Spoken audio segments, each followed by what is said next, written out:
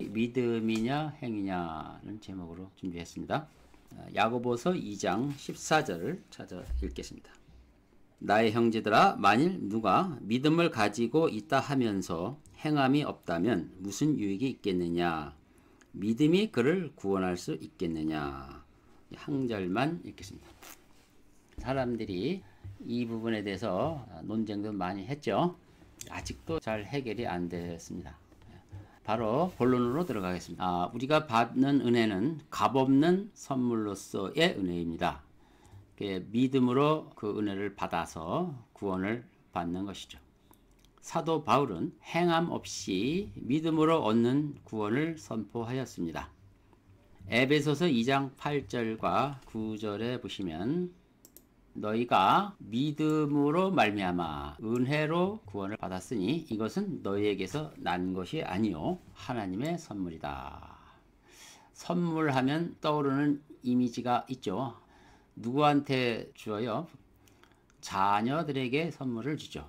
자녀들에게 주는데 대가가 따르지 않죠. 무조건 자녀이기 때문에 사랑하는 자에게 선물을 주는 것입니다.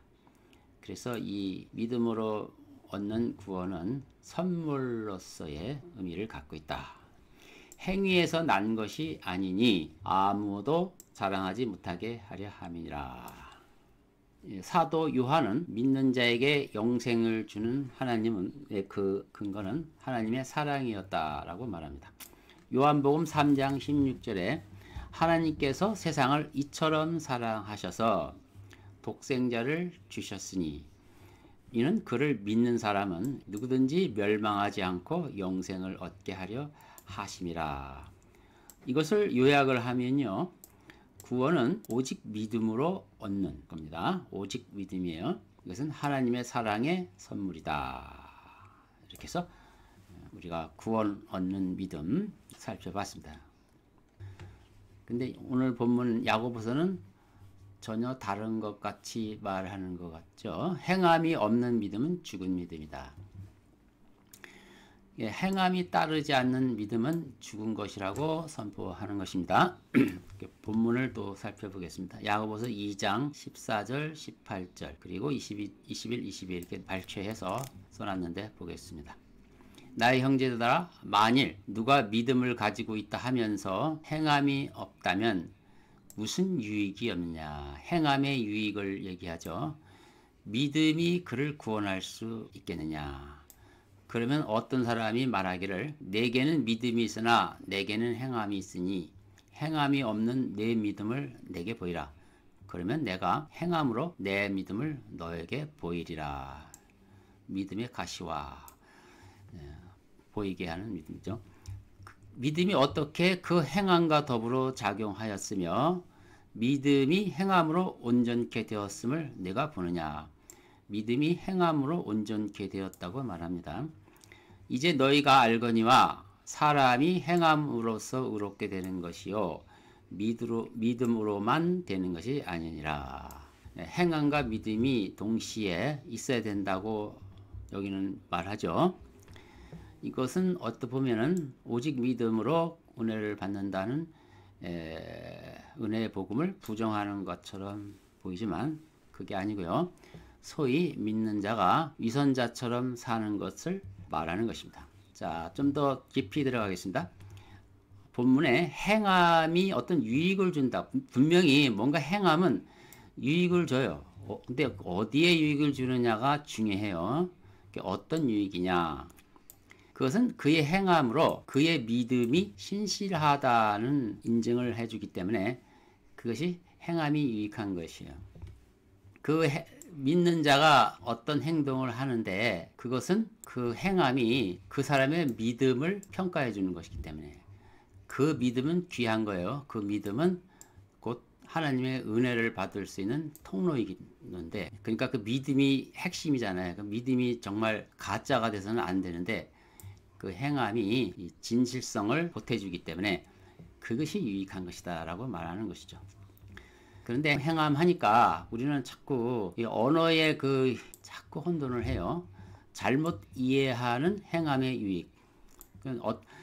바로 그 본문을 읽고도 바로 뭐를 생각하느냐면 그 행함으로 하나님의 은혜를 사오겠다, 그러니까 얻어내겠다는 잘못된 생각을 여기다가 주입을 해서 야고보서는 반대로 얘기하네. 이렇게 생각할 수 있는 것입니다. 잘못 이해하는 행함은 자기가 행함을 보탬으로써 하나님의 은혜에 좀 더 확실하게 갖게 한다는 것으로, 그것은 마치 내 행위로 대가를 지불해서 살 수 있다고 생각하는 개념이 들어가는 겁니다. 전혀 이 두 개는 다른 거죠. 은혜를 받기 위해서 오직 믿음이 필요한 이유를 한번 생각해 보자. 왜 하나님은 믿음을 요구할까? 어쩔 수 없이서 그래요. 그 믿음이 은혜를 받는데 필수적입니다. 왜 필수적인지를 알아야 되겠죠. 하나님의 은혜는 우리의 행함으로 살 수 없을 만큼 값이 엄청 비싸기 때문에 그렇습니다. 값 주고 사는 게 맞죠. 그게 공정하죠. 사람들도 그래요. 내가 공짜로 사는 건 싫다. 그 공정한 생각입니다. 그런 보편적인 상식을 초월해서 은혜를 받아야 되겠는데, 그 하나님의 은혜는 값이 비싼 겁니다. 우리가 도저히 행함으로 대가를 주고 살 수 없는 것이기 때문에 값없이 주시는 거예요. 그러니까 믿음만 보여주면 값비싼 이 은혜를 그냥 주는 거예요. 그래서 값없는 은혜가 거기서 나오는 거죠. 그 은혜를 살펴보면 뭐 엄청 많지만 네 가지만 제가 발췌했는데요.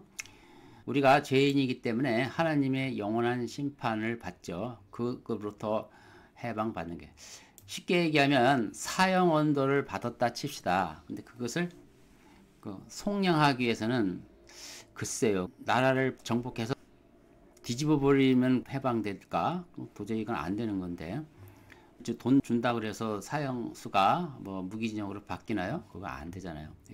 도저히 안 되는 것, 영원한 심판으로부터 해방시키는 것, 이게 그 은혜에 속해 있고, 두 번째, 그 죄인들을 하나님의 또 양자로 입양해 주는 거예요.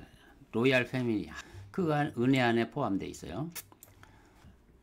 대단한 거죠.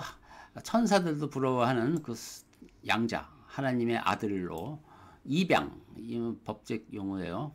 정말 입양하나요? 하나님의 나라를 유업으로 받는 거죠. 하나님 전체가 다 하나님의 나라죠. 그러나 하나님의 친아들이 거하는 장소, 그가 받는 영광, 이거를 같이 받게 하는 것, 이게 바로 하나님이 주시고자 하는 은혜예요. 세 번째로, 그 은혜는 진리로 말미암아 우리가 어떤 속박으로부터 자유케 해주시는 게 자유를 주시는 거예요. 자유. 우리가 죽기를 무서워함으로써 마귀에게 종로로 태웠다 그랬죠. 마귀의 속박으로부터 자유롭게 하는 것, 이것도 은혜에 속해죠. 자유를 얻은 거죠. 이 자유도 돈 주고 살 수 없는 것이죠. 또 매일매일의 삶 속에서도 늘 하나님과 함께하는 은혜를 주십니다. 그러니까 우리 몸을 성전으로 삼으셔서 영원히 성령께서 함께 하시죠. 이게 대표적인 하나님의 은혜의 내용인데, 그 밖에 많죠. 뭐 우리가 궁극적으로 거해야 할 처소를 예비하셨고, 새 예루살렘, 또 그리스도가 받는 우리도 주시고, 또 그분의 식탁에 같이 참여케 하시고, 이루 헤아릴 수 없는 은혜가 다 포함되어 있어요. 이걸 어떻게 값주고 삽니까? 그래서 오직 믿음이어야 하는 이유는 이건 그것 때문에, 값 비싸서 그래요. 얻고 싶죠, 이거를. 근데 그것을 사람의 행위로는 도저히 대가를 지불해서 그걸 얻을 수가 없어서 믿음이 필요한 것입니다. 자, 그런데 행함으로 온전케 되는 믿음을 성경은 분명히 말씀하고 있어요. 믿음의 온전성을 행함을 통해서 말하는 내용이죠. 그래서 믿음은 은혜 받는데 반드시 필요한 거고, 그런데 그 행함은 사람의 믿음을 온전케 하는데 반드시 필요하다, 그런 얘기죠. 그런 얘기입니다. 행함으로 믿음을 보여라, 이게 분명히 야고보서에서 하나님이 명시를 한 거죠. 또 그와 대비돼서 행함으로 은혜를 사고자 하는 것, 이 차이가 있죠. 어때요? 내가 뭔가 행해서 하나님이 나에게 은혜를 베푸시게 하는 것, 하나님의 마음을 돌이켜 나에게 은혜를 베풀게 하기 위해서 하는 행위들, 이런 것이 바로 두 번째에 속합니다. 행함으로 은혜를 사고자. 행함이라는 값을 지불해서 하나님의 은혜를 사고자. 이렇게 할 수 있죠. 거래를 하려고 하는 것입니다. 이 차이를 꼭 아셔야 됩니다. 행함은 분명히 유익을 줍니다. 우리를 유익하게 하는 건 오직 그 행함은 나의 믿음의 진정성을 보이는 것이죠. 그래서 이 전자, 이 행함으로 믿음을 보이는 것으로 사는 사람은 겸손이라는 열매를 맺게 되어 있습니다. 왜냐하면 이 은혜는 워낙 내가 감당할 수 없는 큰 것이기 때문에 내가 거기서 자랑할 수가 없거든요. 이라는 열매는 자연스럽게 맺어지는 것입니다. 이 후자가 문제인데, 후자는 이렇게 하면요, 내가 하나님으로부터 뭐를 따냈다, 프로젝트를 따냈다 하면 이게 또 교만으로, 자기 자랑으로 만들어져요. 그래서 교만이라는 열매를 맺게 됩니다. 자, 누가 이렇게 생각할 수가 있습니다. 내가 착하니까 하나님은 나에게 은혜를 베풀어 주셔야만 합니다. 나 같은 사람을 하나님이 외면한다면 오늘 하나님은 좋은 하나님이 아니죠. 이런 생각을 가질 수 있겠죠. 그런 것은 우상 신들에게는 타당할 수 있어요. 하나님에게는 부당합니다. 왜냐? 그분은 먼저 우리를 사랑하셨고요. 아들까지 아끼지 않고 모든 것을 주셨습니다. 받은 게 크기 때문에 나의 착함이 은혜에 영향을 주지 못해. 넓은 바다에 물 한 바가지를 보탠다 한들 바다가 짠 바다가 그랬겠냐 이거죠. 안 되죠. 어떤 행위든지 상관없이 하나님은 그 행위에 빚지지 않으셨어요. 왜냐하면 우리가 그분한테 너무 많은 것을 받았기 때문에 그렇습니다. 행함에 대해서 동기가 뭐냐가 매우 중요하죠. 은혜 받기 위해 하는 행함, 은혜에 감사해서 하는 행함이 다른 것입니다. 또 체면 때문에 하는 행함, 자원하는 행함이 달라요. 하나는 뭔가 율법적이고요.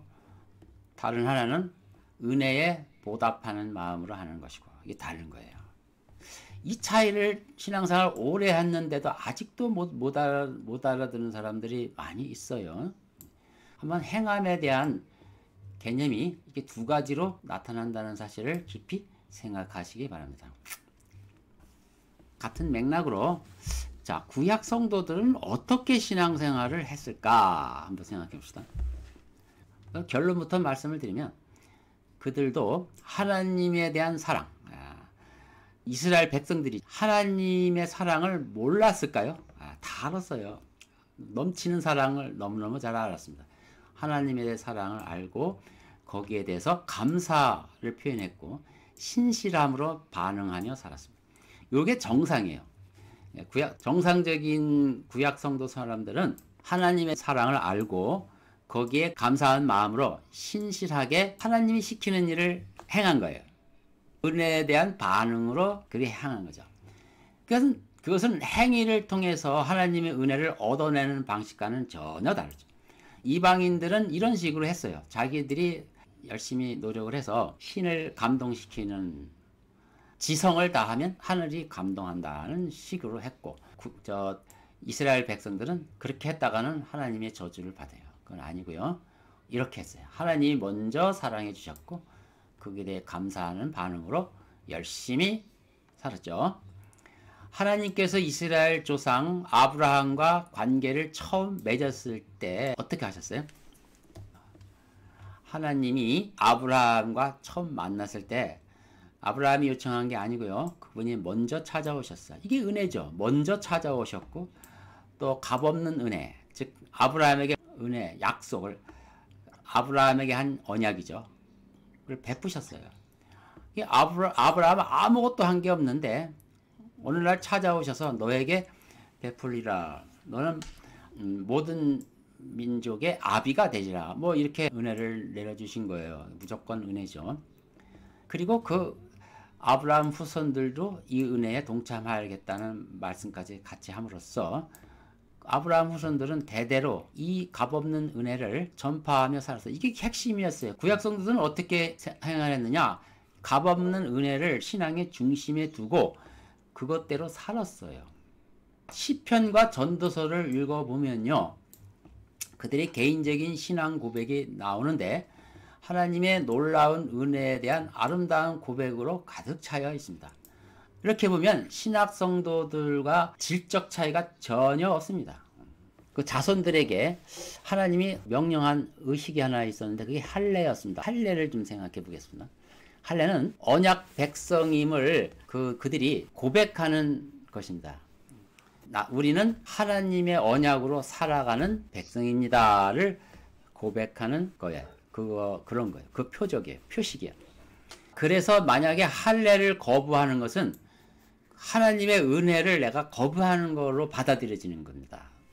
아브라함에게 주신 언약을 나의 언약으로 받아들입니다. 나는 언약의 후손입니다 라고 선언하는 것이 바로 할례예요. 할례. 그래서 그런 할례를 받은 자들이 중간에 율법을 받았어요. 그럼 왜 율법을 주셨을까요? 율법은 뭐냐고요? 그들이 언약 백성임을 세상에 드러내야 할 일이 있었습니다. 그래서 자신은 거룩한 백성들이다. 우리는 독특한 하나님의 백성이다. 우리나라는 제사장 나라다. 너희들을 하나님 믿게 하려고 세움받은 국가다 라고 이것을 드러내야죠. 그게 하나님의 원래 뜻이었어요. 그래서 율법은 바로 그런 뜻으로 이들이 역할을 하도록 했고, 그리고 마땅히 그래서 지켜야 했었죠. 그게 이제 율법이 위치하는 그 성격입니다. 그러므로 결국 그들도 율법에 대한 순종을 당면과제 따라야 하는, 율법을 지켜야 되는 것이 그들의 당면과제였는데, 이것은 율법을 지키면 그 대가로 하나님의 은혜를 얻어내야 된다는 것이 아니고 자신들이 언약 백성임을 증거하는 거기 때문에 율법을 순종하는 것은 그들의 믿음, 이 신실성이 거기서 판단되는 것입니다. 그래서 구약적 믿음을 저도 이렇게 가르쳤는데 저는 이제 수정합니다. 이제는 믿음과 행위 반반이 아닙니다.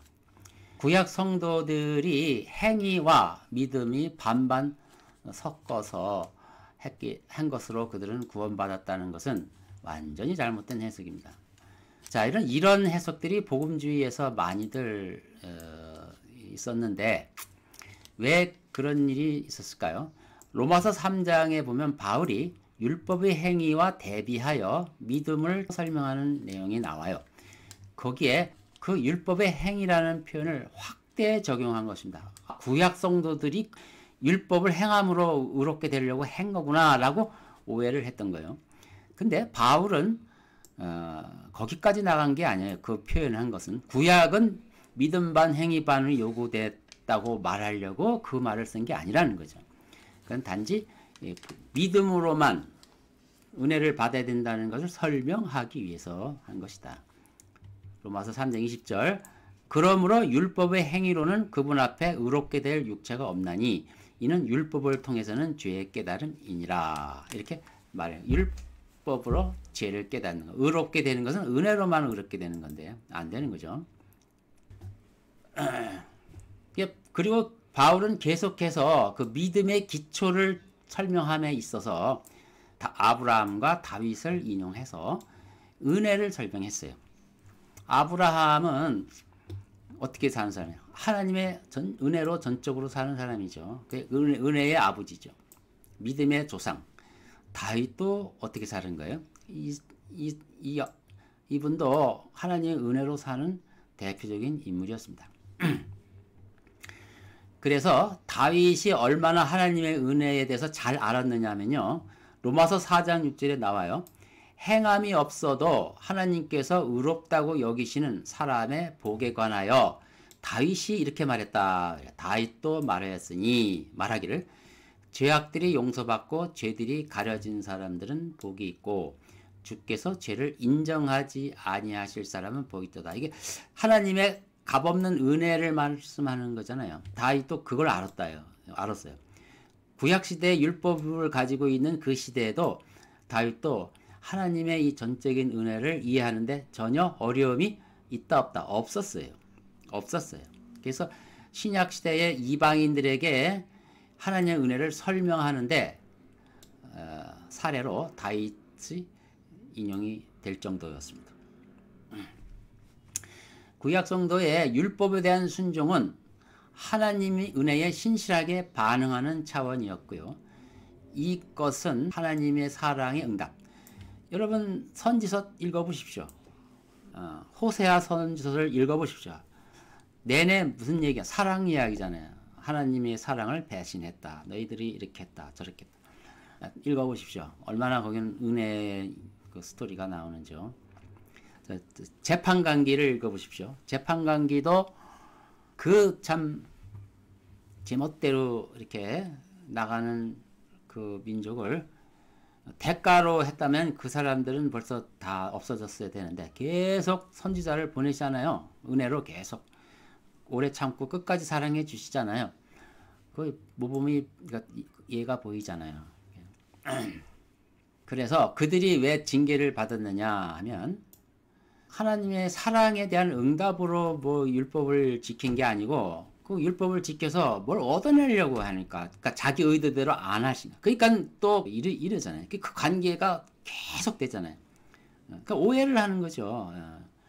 그러니까 그들이 오해를 해서 매를 많이 맞는 겁니다. 일부는 율법으로 자신의 의를 공로를 세우려고 해서 저주를 받았고요. 일부는 아예 율법 자체를 무시하고 이방인처럼 살아서 저주받았습니다. 그렇다고 뭐 다 망한 건 아니고요. 히브리서 11장에 보면 훌륭한 믿음의 사람들이 나와요. 모두 값없는 은혜에 믿음으로 응답한 겁니다. 그들은. 그래서 히브리서 11장 3절인가요? 거기에는 믿음이 없이는 하나님을 기쁘시게 할 수 없다. 믿음으로 하나님을 기쁘시게 했는데 하나님을 기쁘시게 한 자들을 이렇게 쭉 나열하잖아요. 거기서. 바로 믿음이라는 것은 뭐냐면 하나님이 값없는 은혜를 베푸신 분임을 아는 것이 믿음이죠. 그리고 그분을 신뢰하는 것이 믿음이죠. 거기에 올바로 응답한 응답이 뭐예요? 합당한 행위를 해서 드림으로 하나님을 기쁘게 했는데 그럼 행위로 구원받았냐고 이게. 이거 믿음으로 구원받은 거죠. 그래서 이 합당한 행위는 유익을 줬잖아요. 이 사람들이 신실성을 유익을 준 거고 그렇게 한 거예요. 자, 구약의 믿음은 큰 틀에서 보면요. 신약의 그것과 일치한 것입니다. 하나님은 구약 성도들에게도 자신의 행위로 하나님의 은혜를 대가로 얻으라고 하신 적은 단 한 번도 없어요. 그러실 분이 절대로 아니죠. 구원을 행위로 얻어낼 여지를 전혀 주지 않으셨다. 하나님의 은혜에 대한 잘못된 오해를 고쳐주시려고 환난도 주고 이렇게 했다고 봐요. 사울이라는 대표적인 인물이 있는데요. 전체 문맥을 보면 하나님의 은혜를 깨닫기보다는 하나님께 잘 보이려고 애썼던 왕으로 보여요. 아주 가련하게 보이는 거죠. 하나님에게 잘 보이려고 애쓰다가 뭐 하나님의 진노를 사기도 했죠. 그냥 결국은 저주받아서 그렇게 불행한 삶을 살았는데 다윗은 그렇지 않은 것 같아요. 다윗은 진즉부터 알았던 것 같아요. 하나님의 주고받는 거래 대상이 아님을 알았던 것 같아요. 언제 알았는지는 모르지만 아마 목동 시절 때 그들 알았겠죠. 이스라엘 백성들은 순종하지 않아서 버림받은 것이 아니라 하나님을 믿지 않아서 버림받은 것입니다. 그들의 불순종은 하나님의 은혜를 믿지 않은 것으로 여기는 거예요. 그들이. 자, 하나님의 은혜는 값주고 살 수 없다. 이건 뭐 명백한 진리죠. 근데 여기서 가장 치명적인 자기 기만은 뭐냐면 은혜를 값주고 살 수 있다고 생각하는 것. 구원은 그리스도의 십자가의 죽으심으로 마련된 하나님의 선물입니다. 나는 하나님의 은혜를 저버릴 수 없나니 만일 의가 율법으로 인하여 온 것이라면 그리스도께서는 헛되이 죽으신 것이라. 하나님의 은혜를 다시 한번 강조한 말씀이죠. 신약은 명백한 역사적 증거를 통해 더욱 확실해졌죠. 뭐가? 하나님의 은혜가 더욱 확실해졌죠. 아들을 직접 보내셨으니까 아들을 통해서 은혜를 보여줬으니까 확실하죠. 더욱 확실한 언약, 더 확실한 약속. 11에도 보면 계속 더 확실한이라는 말을 계속 하는 이유는 구약에 이미 있는 은혜를 더 확실하게 보였을 뿐이지 본질이 바뀐 건 아닙니다. 그래서 구약 시대 때 믿는 자는 율법 반, 믿음 반으로 했다는 것은 하나님의 은혜를 어떻게 굉장히 잘못 섞는 거예요. 하나님의 은혜는 순수한데 그걸 섞어버리는 거죠. 그렇지 않죠. 하나님은 처음부터 은혜로 얻고요. 확실한 은혜, 덜 확실한 은혜 그 차이만 있는데 덜 확실한 은혜가 있다고 해서 그들이 그래서 난 하나님 은혜를 못 깨달았다고 말하는 건 어폐가 있는 거죠. 그건 말도 안 되는 얘기죠. 그래서 같은 거예요. 구약은 그들의 산 역사를 통해서 하나님의 사랑을 충분히 알 수 있었어요. 하나님이 제공해 주신 것에 대한 진실한 응답이 어느 시대건 중요하고요.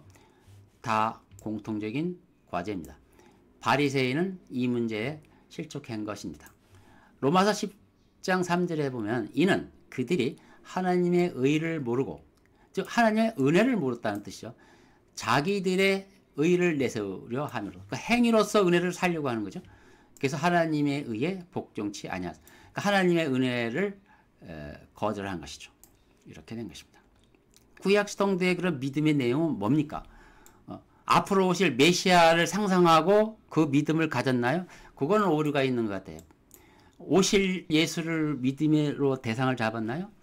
우리는 오신 예수를 믿음으로 대상을 잡고 그러니까 항상 언어의 그 아주 단순함에 함정에 빠지면 안 돼요. 근데 구약 성도는 오실 예수를 믿고 구원받은 게 아니고요. 뭐예요? 그들은 아브라함이 가지고 있는 신앙을 그대로 전수받았어요. 야훼 하나님. 그거는 신들의 신, 모든 신들의 신임을 믿었어요. 아브라함이 그렇게 후손들에게 알려줬어요. 그러니까 유일하신 하나님을 믿었고요. 또 자기 자손들에게 약속을 해주시는 약속의 하나님이 믿음의 내용이에요. 또 하나님이 모든 만물을 창조하신 분, 그분만이 유일하신 전능하신 하나님이다. 이걸 믿었어요. 이건 충분하죠. 이 믿음으로는. 안 그래요? 이 믿음으로 충분하고 이 믿음에서 은혜를 아는 거죠. 그래서 그분은 또한 사랑의 아버지처럼 자식처럼 돌보신다는 것을 믿었어요. 이게 믿음의 내용이에요. 구약 성도들의 믿음의 내용입니다. 이게. 그래서 하나님께서 먼저 찾아오셨다는 것도 알았고 자신들을 거룩한 언약 백성으로 세우셨다는 것도 알았고 전쟁이 있을 때마다 하나님이 앞장서서 승리케 하셨다는 것을 배웠어요. 재판관계에 보면 그 전쟁이 말도 안 되는 전쟁을 다 이기셨잖아요. 그들이 싸워서 이겼나요? 전부 하나님 앞장서서 다 이기셨잖아요. 예. 이기보다 더 큰 은혜가 어디 있습니까? 다 시편을 통해서 그들은 이미 간증을 했죠. 그 내용은요, 구약 성도들 믿음의 내용은 다른 게 아니에요. 하나님의 은혜로 산다. 이거였어요. 우리는 하나님의 은혜로 산다. 이것을 결코 부인할 수 없었습니다. 그래서 신실한 자들은 하나님의 사랑과 은혜에 감사해서 율법에 순종하고 사는 것입니다. 그것은 그 믿음의 진실성을 행위로 입증하는 전형적인 예인 것입니다. 자, 여기까지 충분히 길게 설명했는데요. 행함 없는 믿음이 실체가 뭔지 이제 알았죠. 그것은 결국 죽은 믿음이라는 걸 알았어요. 그렇다고 다시 이렇게 또 행함으로 그럼 구원받는다는 뜻이냐? 사람들이 소위 말하는 행위구원이라는 내용의 의미는 뭐냐면 값으로 살 수 없는 하나님의 은혜를 행함으로 얻으려고 할 때 하는 소리예요. 그럼 내가 믿음이 없는 건가? 이런 불안이 또 남아요. 자, 이거에 대해서 또 한 번 더 설명드리겠습니다. 이 불확실성이 여전히 있는 거에 대해서 용납을 못해요, 사람들은. 이 불확실성, 정말 그건 용납 못할 부분이냐? 한번 보자요. 우리의 불안의 실체는 불확실성을 말끔히 해소해야만 하나님을 온전히 신뢰할 수 있다는 오해에서 비롯된 것이다. 이것은 성경에도 없는 사람들의 생각일 뿐입니다. 오히려 성경은요, 불확실성 가운데 신뢰를 보인 수많은 인물들을 소개하고 있습니다. 아브라함 예를 들어보면 것을 알지 못한 채 나왔어요. 이거보다 더 큰 불확실성이 어디 있습니까? 성경은 이분을 믿음의 조상으로 세운 겁니다. 다윗도 다 아는 건가요? 평생에 하나님의 뜻을 다 알았나요? 시편에 보면요, 하나님이 왜 이러십니까? 하나님의 뜻을 몰라서 어떤 때는 안 계신 것 같아서 불안 속에서 자기 심정을 수없이 토로했습니다. 눈물도 많이 흘렸어요. 그럼에도 불구하고 그들은 하나님을 더욱 신뢰했어요. 그래서 이 반대 증언, 하나님에 대한 불확실성에 대해서 호소하면서도 하나님을 끝내 신뢰하고 하나님께 더 가까이 나가는 예를 들어보겠습니다. 시편 88편. 쭉 보겠습니다. 전체 1절과 3절을 읽어보면 오 내 구원의 주 하나님이여 내가 주 앞에서 밤낮으로 부르짖었나이다. 내 기도가 주 앞에 상달되게 하시며 나의 부르짖음에 주의 귀를 기울이소서. 이는 내 혼이 고난으로 가득 찼으며 내 생명이 음부에까지 가까웁니다. 난 이제 죽을 것 같습니다. 이게 난 죽기 일부 직전이라는 뜻 아닙니까? 그러죠? 4절 내가 구덩이로 내려가는 자들과 함께 헤아린 바 되었으며 나는 버림받았습니다. 이런 뜻이죠. 기력 없는 사람과 같으며 죽은 자들 가운데서 떨어져 나와 무덤에 누워있는 살육당한 자들과 같으니 그들은 주께서 더 이상 기억하지 아니한 자들인 것처럼 나도 주님은 나를 기억도 안 하시는군요. 이런 뜻 아닙니까? 주의 손에서 끊어진다. 주님은 저를 아주 버리셨네요. 이런 뜻이잖아요. 주께서는 나를 가장 낮은 구덩이, 어두운 곳, 깊음들 속에 두셨나이다. 주의 진노가 나를 무섭게 눌렀고 주께서 주의 모든 파도로 내게 고통을 주셨나이다. 정말 저를 버리셨다. 이렇게 고백하는 내용이잖아요.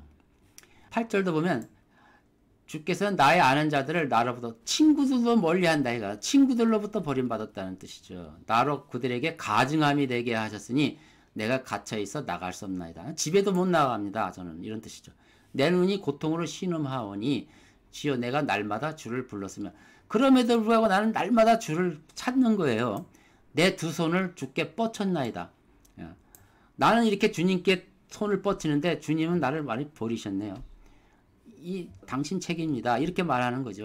이렇게 14절에는 왜 나를 버리느냐고 얘기해. 13절에는 내가 기도하니까 내 기도가 주님께 상달되었다고 얘기하고. 이 뭐예요? 이거는 불확실성 가운데서 신뢰를 하는 본보기 아닙니까? 신앙생활이 확실해야만 신앙을 잘하는 거고 불확실한 것은 이건 잘못된 거라는 이런 집착을 하느냐는 거죠. 자, 그래서요. 편 88편은 하나님이 그 불확실함 가운데 자신을 놔두는 것, 이거에 대해서 울부짖는 성도의 간절함을 표현한 것이고 그 가운데서도 하나님에 대한 신뢰의 끈을 끝까지 놓지 않는 이런 좋은 예인 것입니다. 그래서 신앙은요, 언제나 올바른 생각만 해야 하는 것은 아닙니다.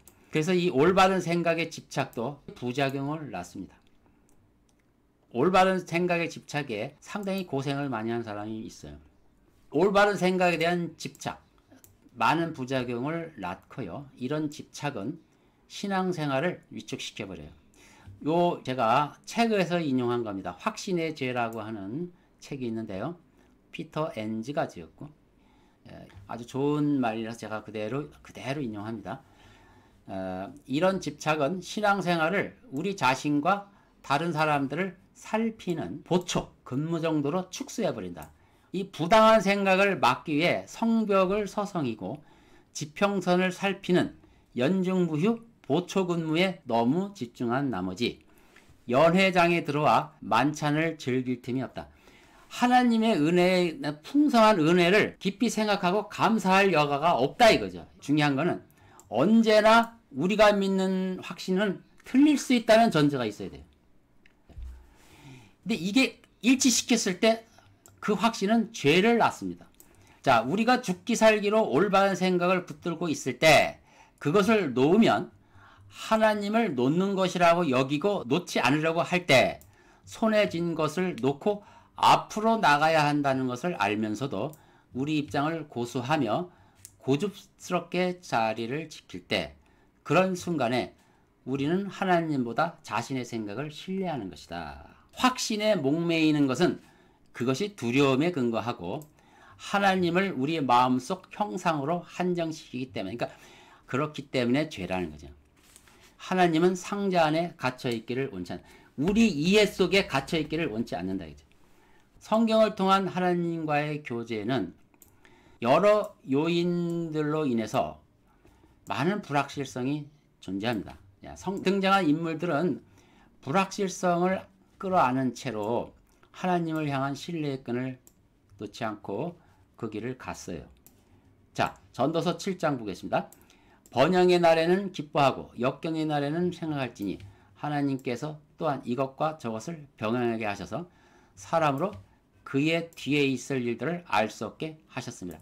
하나님 이것과 저것을 병행했다. 이게 전도서 11장 5절에 영의 길이 어떤 것인지 아이를 뵌 여인의 태에서 뼈들이 어떻게 자라는지 내가 알지 못한 것이. 그렇습니다. 우리는 살면서 아는 것보다 모르는 게 더 많아요. 뭐 옛날 사람보다 현대인들은 아는 게 많죠. 그렇다고 하나님 입장에서는 그게 그거예요. 모르는 게 너무 많아요. 그래서 만물을 지으신 하나님의 일들을 내가 알지 못하느니라. 영의 길을 네가 알지 못하니라. 여기서 우리는 겸손해야 될 일이다. 이거죠. 불확실성을 극복하고자 하는 집착은 성경적 교리 정립의 지나친 단순화, 명료화. 그러니까 단순하고 막하게 하려고 노력을 해요. 그렇게 언어를 취해서 말을 만들어요. 그럼 거기에도 오해가 껴들을 수 있는 거예요. 악영향을 준 것 같아요. 이 구원의 확실성에 대한 지나친 논리적 설명은 19세기 이후에 개신교 복음주의 진영에서 나타난 특징입니다. 이거예요. 결론을 말씀드립니다. 바울의 오직 믿음과 야고보의 믿음을 행함으로 입증하라. 이는 이 명령 두 가지 진리는 같은 은혜에 대한 올바른 반응을 하라는 뜻인데 다른 측면에서 말하는 것이다. 구약시대는 행위 반 믿음 반으로 하나님 은혜를 받았다고 하는 것은 잘못입니다. 그럼 행위는 반은 행위를 하고 반만 믿으면 이게 은혜 너가 구원받은 걸로 치겠다 그러면 그래 율법을 어느 정도를 행해야 됩니까? 하나님의 은혜를 아는 것이 구원의 기본입니다. 하나님의 은혜를 아는 거죠. 이런 사상이 들어오면요 하나님의 은혜가 훼손되는 거예요. 논리 체계를 세우는 게 아니고요. 우리를 사랑하신 하나님을 인격적으로 신뢰하는 거예요. 히브리서 11장의 믿음의 선배들은 어려운 상황 속에서도 하나님에 대한 신뢰의 끈을 놓지 않다. 그래서 행할 때 그 행함은 그 믿음을 유익하게 해요. 그 믿음이 담력을 줘요. 그 행함이 자신이 행한 그것이 자신에게도 담력을 줘요. 그래서 그 행함이 유익한 겁니다. 그래서 그 믿음을 입증하고 단순하게 믿고 행함으로 입증하지 않는다면 그것은 죽은 믿음일 뿐입니다. 꼭 기억하시고 우리가 더욱 성숙한 믿음으로 나아갈 수 있도록 하시기 바랍니다. 여기까지 하겠습니다. 기도합시다.